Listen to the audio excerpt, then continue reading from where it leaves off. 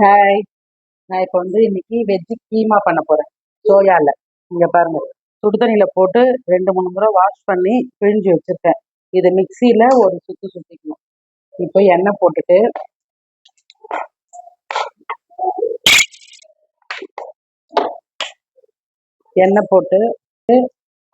ஒரு பட்டை, ஒரு ஸ்டாரு, லவங்கம், சோம்பு, ஒரு ஏலக்காய். கீமாக்கு என்னெல்லாம் போடுமோ அதெல்லாம் தாளிச்சுக்கலாம். கொஞ்சம்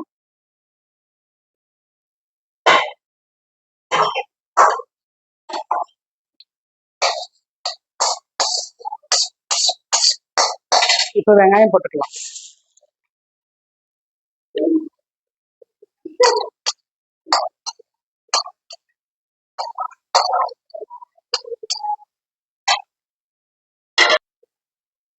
மட்டன் கீமா எப்படி பண்றோம் அதே தான். தக்காளி போட்டு நல்லா வதங்கி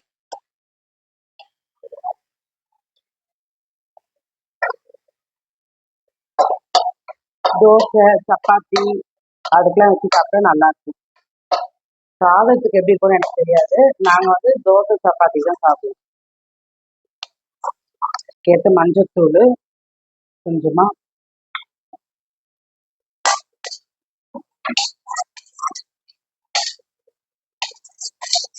இது வதங்கட்டும். அதுக்குள்ள இது மிக்சியில ஒரு ஓட்டு போட்டு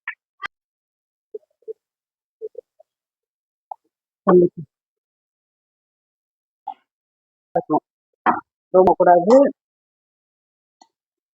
மிளகாத்தூள் மிளகாத்தூள்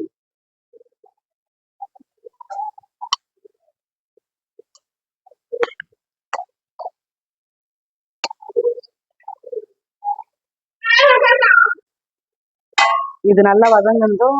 இது சோயா போட்டுக்கலாம்.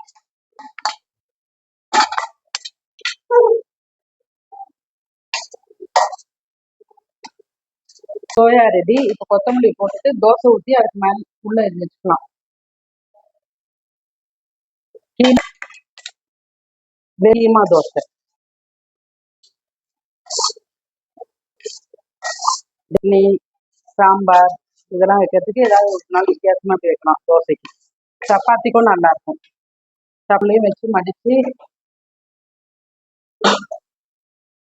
கொடுக்கலாம்.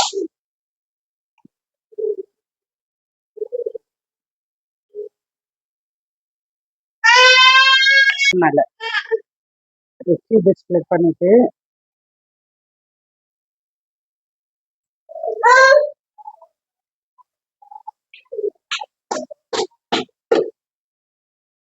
வெஜ் கீமா தோசை.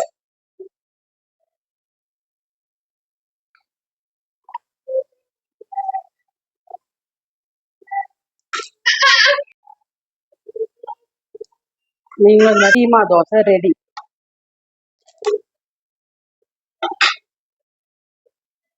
தோசை ரெடி. நீங்களும் ட்ரை பண்ணி பாருங்க, நல்லா இருக்கும். லைக் பண்ணுங்க, ஷேர் பண்ணுங்க, சப்ஸ்கிரைப் பண்ணுங்க. பாய். நல்லா டேஸ்டியா இருக்கும், காரசாரமா இருக்கும். எந்த சைட் டிஷ்ஷும் தேவை கிடையாது. அப்படியே சாப்பிட்டுக்கலாம். இந்த பாருங்க,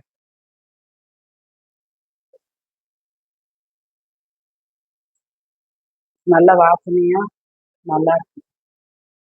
சோயாவை மட்டும் நல்லா அலசிக்கணும், ஏன்னா அது நிறைய நுர வரும்.